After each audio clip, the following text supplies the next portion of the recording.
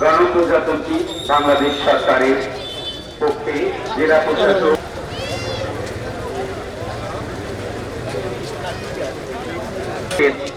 হয়ে গিয়েছে লম্বা র্যালি, পেছনে বিভিন্ন সংগঠন, বিভিন্ন অনুষ্ঠানটি অত্যন্ত গুরুত্বপূর্ণ।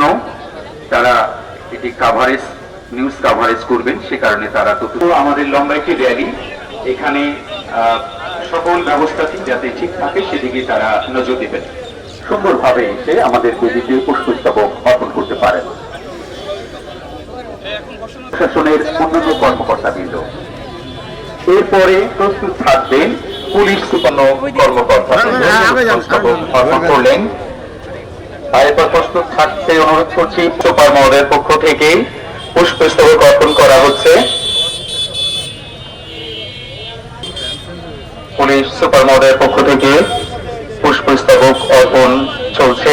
পুষ্পস্তবক অর্পণ করছি সেই পরিবারের পক্ষে শহীদ মোহাম্মদ রাকিবুল ইসলাম, তাফসির হোসেন ও সুবোধ ঝিনাইদহ জেলা কমান বাংলাদেশ। এই যেহেতু শ্রদ্ধা নিবেদন হচ্ছে সেটি মাথায় রেখে আমরা কি করবো না, আমরা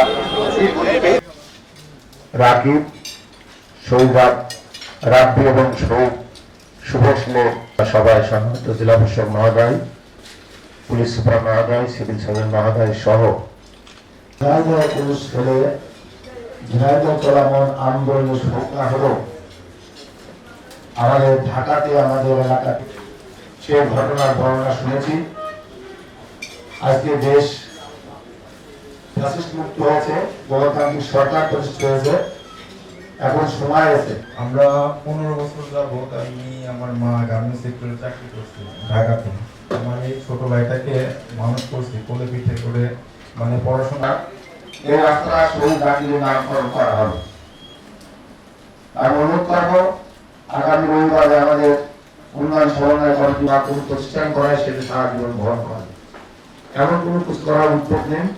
উদ্যোগ নেওয়ার জন্য আমি জেলা প্রশাসক মহোদয়কে অনুরোধ করবো, আমরা আপনার পাশে আছি। আমাদের বিজয় দিবস 5 আগস্টে রাস্তার ফলক উন্মোচন করবার জন্য আমরা চেষ্টা করব। মন্ত্রী মহোদয় আসেন, তাই মন্ত্রী মহোদয় পাশে আছে, সাথে আছে। এর আগেও আমরা আমাদের দলের চেয়ারম্যান দেশে আসার পরে চিন্ময়ী সম্মেলন কক্ষে একটা পরিবারের সাথে একটা আলোচনা হয়েছিল।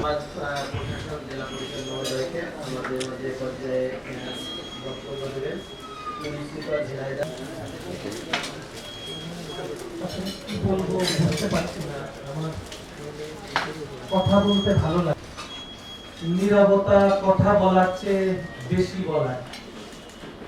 যখন শহীদ শুভশীলের ভাই